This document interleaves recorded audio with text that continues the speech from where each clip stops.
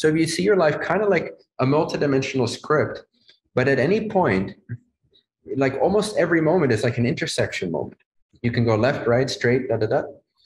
And based on the choices that you make, based on the vibrations you align to, based on the ways you interpret what's presented to you in that moment, positively or negatively, you'll be taken up higher and higher timelines with greater and greater freedom to communicate with your higher self what it is you do desire and in what ways you do desire it, because you're becoming more aware, more mature, and therefore a better co-creator with your own higher self. But if you're kind of like in the slumps of your own experience, resisting everything that happens, negatively interpreting events, believing things aren't possible, feeling like the victim of your circumstances, poor old me, like it's just a script, and it's just a movie, I don't have any free will. If you're not collaborating with your own plan, get this, people, if you're not collaborating with your own desires, your own script, you wrote it, you're writing it right now.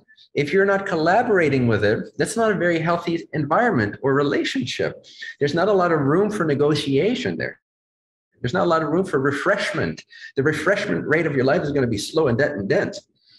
But if you get over yourself with love and light and acceptance, understand yourself and aim for the highest interpretation of all the events that come your way, knowing that they are on their way to the fulfillment of your destiny every second, more and more enjoyable.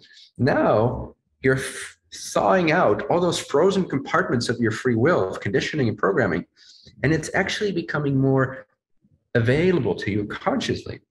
You can actually co-direct the movie now, but only first if we're in agreement with it. And the victim state will never agree with its own creations. It's one of the bummers of the victim state. I mean, there's a lot of perks to being a victim. One is it's not your fault, which is a great feeling. There's a lot of perks to being a victim, but it doesn't work that well. It doesn't work that well for really creating, really stepping into the life that you designed for yourself.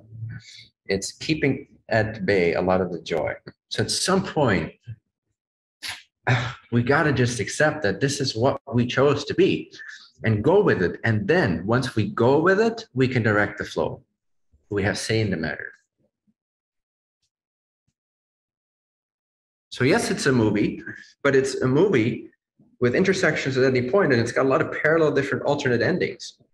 It's a very dynamic movie. It's more like a video game than a movie. Yes, there's programmed elements in a video game. Those are the elements you will deal with. But which ones you avoid, which ones you encounter, how you deal with the ones you encounter, that's all up to you. And sometimes we're just meant to feel a little stuck here. That's part of the play in third density. Then how do we deal with feeling stuck? We're not really stuck, but how do we deal with the feeling, the apparent illusion that's only possible in third density of feeling stuck? How do we deal with that? That's the unique opportunity here. So we have to accept some degree of limitation. We didn't come here to be limitless beings. If we want to experience full limitlessness, we wouldn't have chosen Earth. So there is a reason, there is a joy, there is a beauty in choosing some measure of limitation and occasionally just feeling like a victim of creation and feeling like you can't go anywhere. That is part of the game that we're here to play sometimes.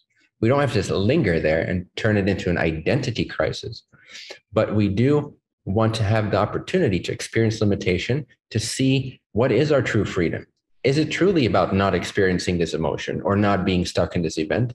Or is freedom something else? Can I use self-discovery and self-actualization, self-realization when I'm in a situation that I feel stuck in?